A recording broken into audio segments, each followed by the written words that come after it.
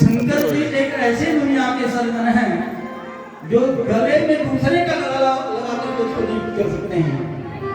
बकरे का गला लगा करके दक्ष को जीवित किया है। दक्ष ने दिव्य स्तुति की है। प्रभु आप नहीं चाहते हैं कि दुष्टों का भी अमंगल हो, इसलिए आपका अवतार ही हुआ है दुष्टों को दंड दे करके उनको सुधारने के लिए। आपने दंड दे करके हमने अनुग्रह किया है, कृपा किया है। उस यज्ञ में भगवान नारायण प्रकट हुए और नारायण भगवान कहते हैं देखो मुझ में और ब्रह्मा में और शंकर में कोई भेद नहीं है। जो हमें और ब्रह्मा में और शंकर में भेद देखता है वह मेरा भक्त कदापि नहीं हो सकता। भोले बाबा कहते हैं शिवद्रोही मम दास कहावा, शिवद्रोही मम दास कहावा, सुन सपने मोहि न पावा, सोनाए सपने मोहि न पावा। कहते हैं शिव से द्रोह करने वाला मेरा भक्त कदापि नहीं हो सकता है। भगवान ने कहा अहम ब्रह्मास्त्र सर्वश्च जगतः कारणम परम, मैं ब्रह्मा बनकर के सृष्टि की उत्पत्ति करता हूँ, विष्णु बनकर के पालन करता हूँ, शंकर बनकर के श्रृंगार करता हूँ। मुझ में ब्रह्मा में और शंकर में कोई भेद नहीं है। इस प्रकार से भगवान ने यज्ञ को पूर्ण कराया। और इधर सती जी ने शरीर का त्याग किया था और सती जी ने मरते मरते भगवान से आशीर्वाद मांगा था।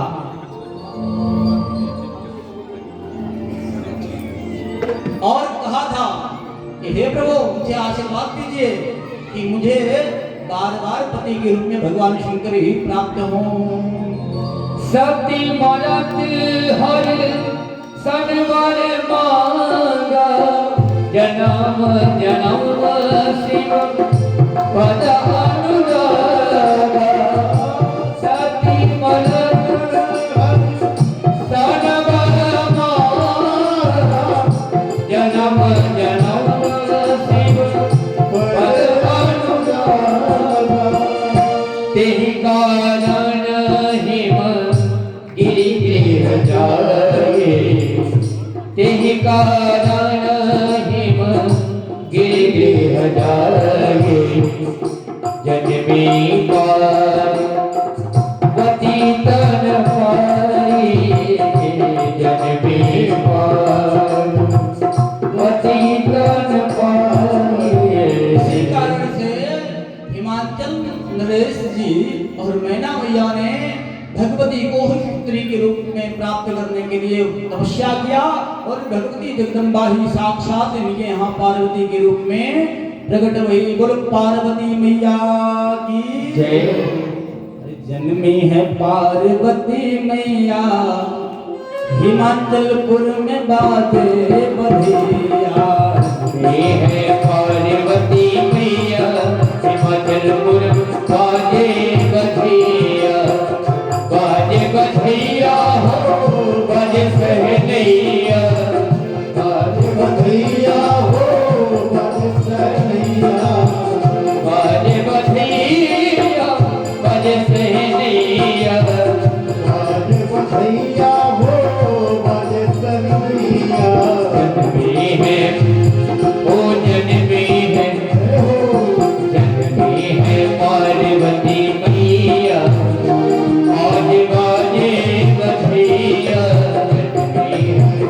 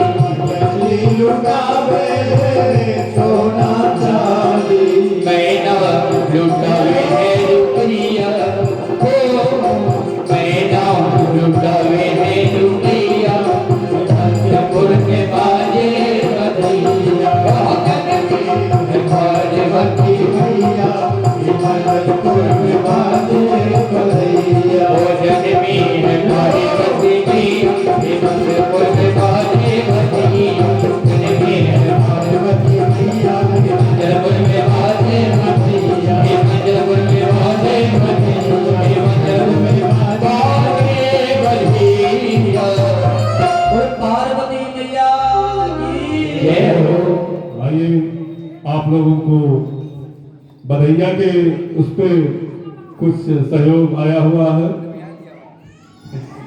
गुलाब जी बानपुर 501 रुपए, राम जी बानपुर 221 रुपए, राम जी बानपुर 21 रुपए, सुनील बानपुर 501 रुपए, रवि बानपुर 201 रुपए, रामू बर्तन बानपुर 201 रुपए, श्याम जी बानपुर 201 रुपए, गणेश चौहान खरका 101 रुपए।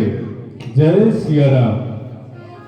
अच्छा, एक निवेदन मैं भी कर दूं, यद्यपि आज चौथा दिन है, मैंने आप लोगों से कुछ बोला नहीं, और मैं ये जानता हूँ कि मैं जितना बोलूँगा उतना आप लोग मानते हैं, तो इसीलिए हम कम बोलना चाहते हैं। हाँ, आज चौथा दिन है और यह यज्ञ कौन करा रहा है? माता जी, पूरा गांव करा रहे हैं। वाह, पूरे गांव के लोग करा रहे हैं। हर गांव के प्रत्येक सदस्य का उतना ही जिम्मेदारी है जितना हमारा और आपका है। सबसे निवेदन है, आज इस यज्ञ का चौथा दिन है और आप सब लोग जैसे पूर्व वर्ष में आप लोगों ने अपने तन मन धन से सहयोग किया था, देखिए आपको बताएं, बाहर से जो सहयोग आ रहा है ये हमारे लिए प्लस पॉइंट है। ये लोग जो है बड़े दूर से बिना कहे जाकर के सहयोग कर रहे हैं, ये जान लीजिए, इनकी निष्ठा को समझिए आप। लेकिन इस यज्ञ को संपन्न कराने की जो पूरी जिम्मेदारी गांव के लोगों की है, और गांव के लोगों के द्वारा अगर 10, 20, 25, 50 का चंदा काटा जाएगा तो इससे काम नहीं चलेगा। हाँ, ये आपके गांव का यज्ञ है, आप सबकी जिम्मेदारी है। और इतना बड़ा गांव है, कितना घर होगा भैया? गांव में कितने घर होंगे? 300-400 घर होगा। 300-400? हाँ, 300-400 300-400 घर, तब तो बहुत ज्यादा हो गया हो। अगर लोग 1,000 रुपया देंगे तो 3 लाख हो जाएगा। हाँ, क्यों आता है? 300 घर अगर सब लोग 1,000 रुपया दे रहे हैं तो 3 लाख रुपया हो जाता है। और हमको पता ही नहीं था 3 लाख है, 300 घर है। यही तो विवेक जी कह रहे थे रामलीला कराने के लिए, हमने मना नहीं किया बेटा, तब तो हम घूम करके मांग लेते, भैया लाओ दो। ये पहले बताना चाहिए था, इतना बड़ा गाँव है। ये विवेक जी और कहाँ गए भैया, वो दिखाई नहीं पड़ रहे हैं। प्रदीप जी लोग चाह रहे थे रामलीला हो, हमको लगा छोटा सा गाँव है, हमको पता नहीं था इतना बड़ा गाँव है। इतने बड़े गांव में अगर लोग 1,000 रुपया सहयोग कर दें तो हमको नहीं लगता किसी के लिए आज के परिवेश में 1,000 रुपया बड़ा समस्या वाला हो जाएगा सहयोग। तो आप लोग जिस लायक हैं, ठाकुर जी ने आपको जैसे बनाया है, 1,000, 2,000, 5,000, 10,000, इस गांव में मैंने पूर्व में देखा था लोग 10-10 हजार तक का सहयोग किए थे। तो पूर्व वर्ष की भांति इस वर्ष भी आप लोग, हमको बार बार ना बोलना पड़े, आप लोगों से निवेदन है कि आप उसी प्रकार से लग करके तन मन धन से सहयोग करना शुरू कर दीजिए। और ये समझिए कि कल और परसों में आप लोगों को अपना सहयोग दे देना है। इसके बाद भंडारे की व्यवस्था में आप लोगों को अन्नदान भी करना है। अन्नदान महादान, तो आप सब लोग अपने सामर्थ्य के अनुसार सहयोग करिए। और इतना बड़ा गांव है, हमको नहीं पता था, लेकिन आज पता चल गया है। अब अगले बार जब भी कभी यहाँ होगा तो रामलीला जरूर होगा। क्यों प्रदीप जी? अरे आप लोग, ये हमको नहीं पता, हम धोखे में आ गए थे, हमको नहीं पता था इतना बड़ा गांव है। नहीं तो लीला जरूर होता है यहाँ। हाँ, चलो कम से कम जब से जागो तभी सवेरा, आपको पता चल गया। अच्छा, यही तभी आप लोग इतने कॉन्फिडेंस में थे कि महाराज जी इतना बड़ा काम संपन्न हो जाएगा, लेकिन ये चीज स्पष्ट नहीं हो पा रहा था।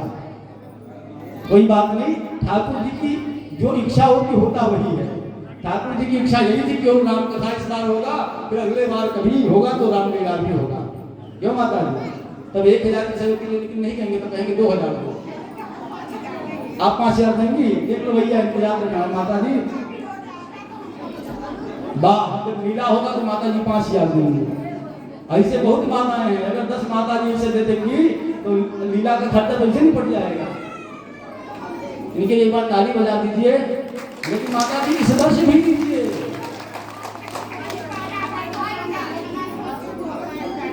क्या आपकी 2,500 देंगी? चलो कोई बात नहीं, ढाई हजार ताली बजा दीजिए। बढ़िया, 2500 कम थोड़ी ना है।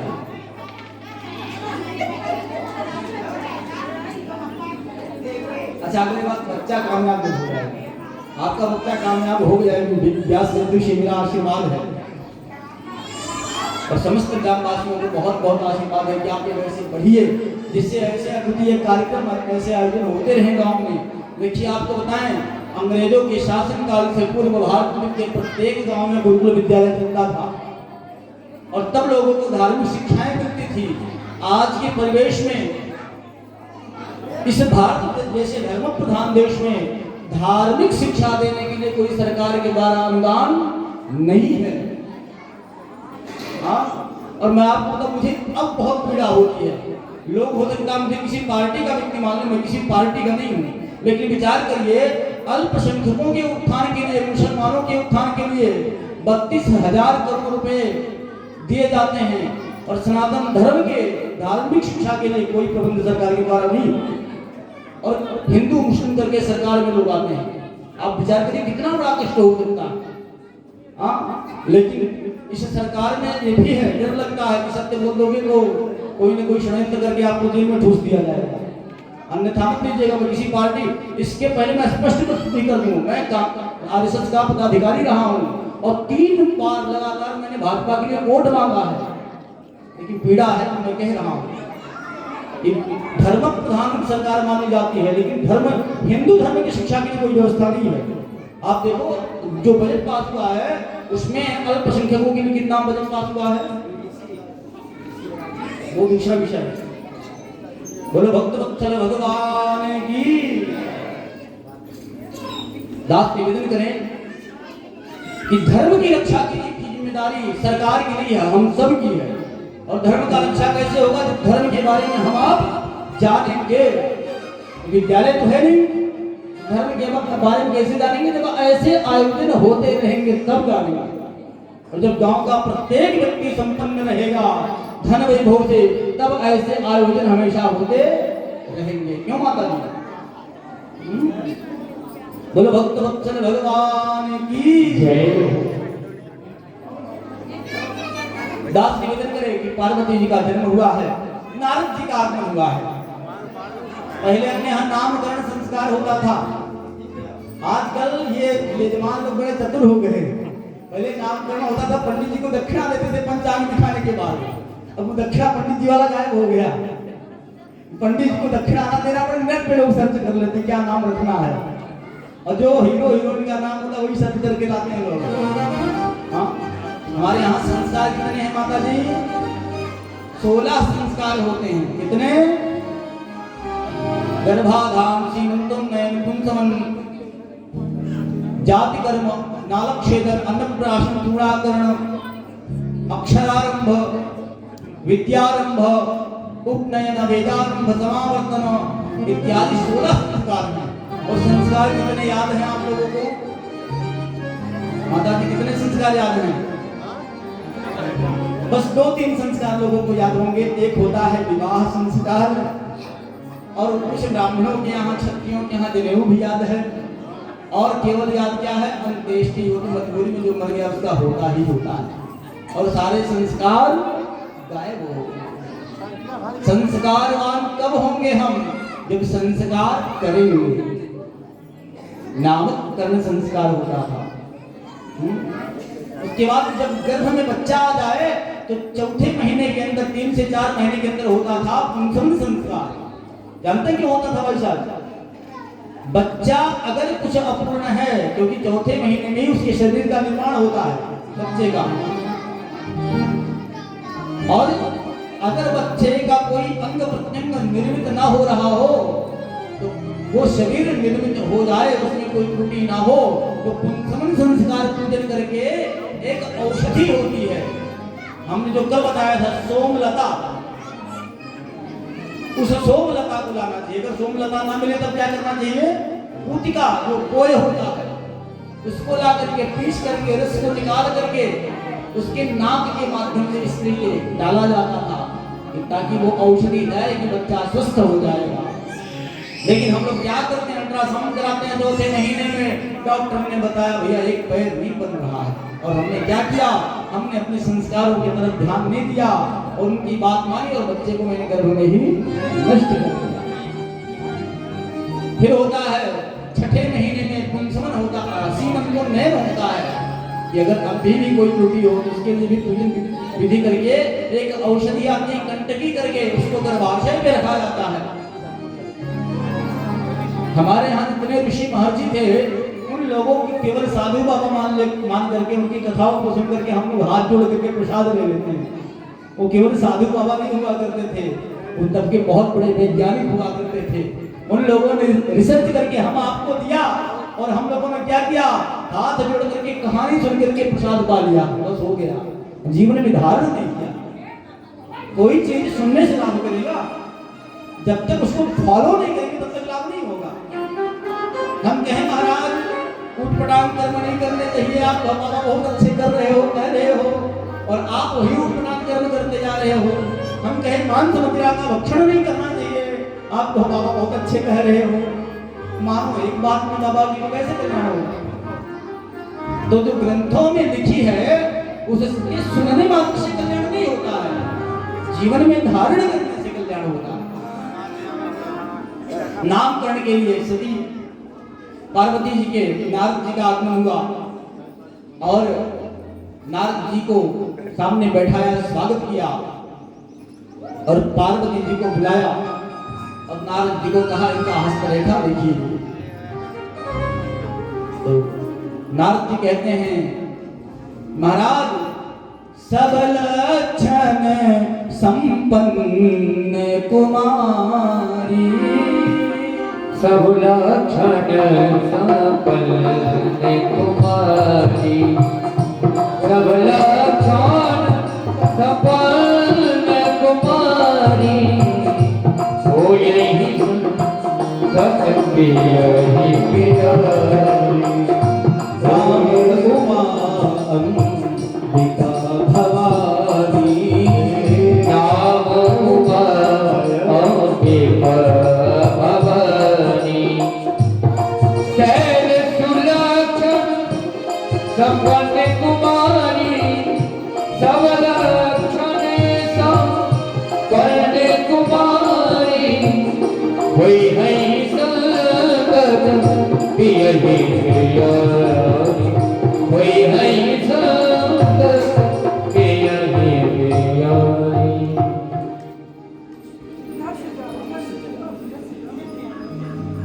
प्रेम से बोले भक्त वत्सल भगवान की जय हो। लास्ट निवेदन करें। नाम उमा अंबिका भवानी 3 नाम दिया और सभी लक्षणों से संपन्न होंगी। आपकी कन्या को देख करके पतिव्रता स्त्रियां पातिव्रत धर्म को धारण करेंगी, सभी लक्षणों से संपन्न होगी आपकी कन्या। आपकी कन्या में कोई दोष नहीं है। हिमाचल नरेश महाराज बड़े प्रसन्न हुए, हमारी बिटिया बड़ी योग्य होगी, लेकिन कह दिया लेकिन इसका जो पति होगा उसमें 2-4 अवगुण होंगे। अब तो माता जी ने माथा पकड़ लिया, हाँ, कि माँ को अगर ये पता लग जाए कि हमारी बिटिया के पति में दोष होंगे तो विचार करो क्या बीतेगी माँ को।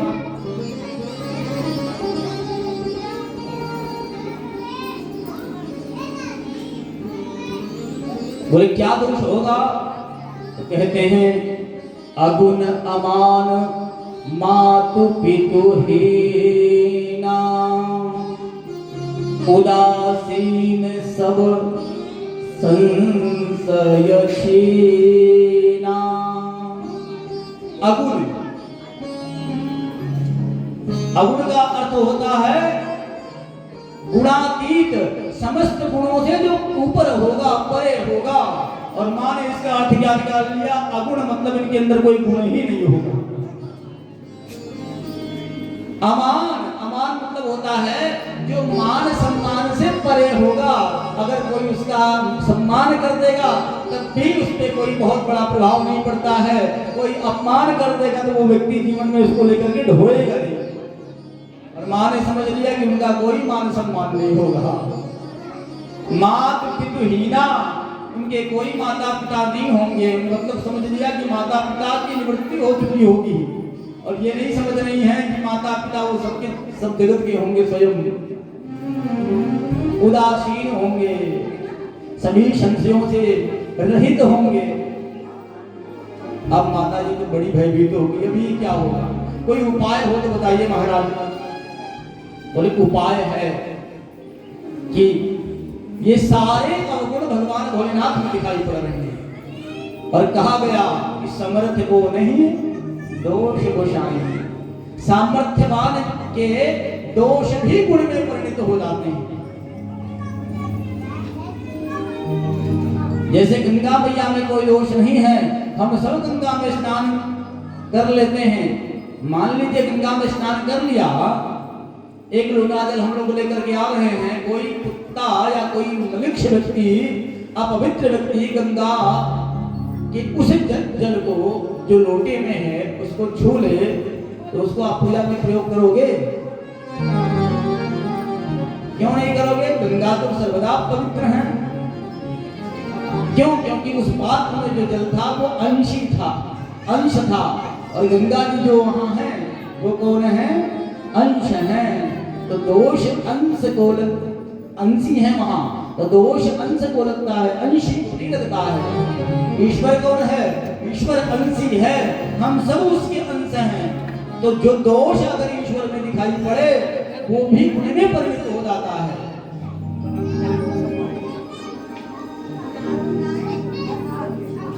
ईश्वर अंश जीव अविनाशी, हम लोग अंश हैं, अंशी कौन है? ईश्वर है। बोलो भक्तवत्सल भगवान की जय। कहते सब प्रकार शंकर अकलंका, शंकर जी सभी प्रकार से कलंक से मुक्त हैं, उनमें कोई अकलंक नहीं है। इसलिए अपनी बिटिया को समझाओ, जाओ शंकर जी को ही पति के रूप में प्राप्त करने के लिए तपस्या करें।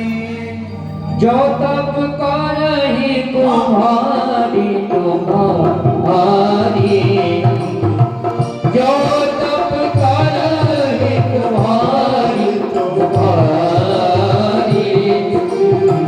भावहि बेटी सकहि त्रिपुरारी, भावहि बेटी सकहि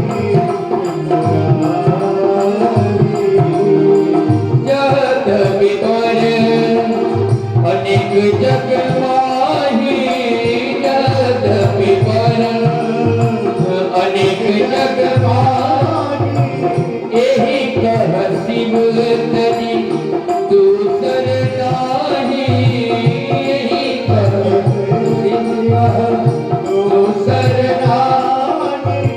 जो तप करहि, जो तप करहि कुम्हारी तुम्हारी, भावहि बेटी सकहि त्रिपुरारी।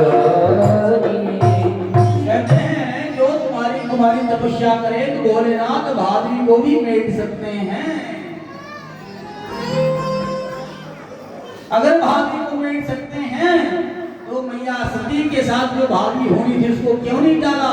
क्योंकि वहां हरि इच्छा भारी बलवाना, जिस इच्छा में हरि इच्छा सम्मिलित हो जाती है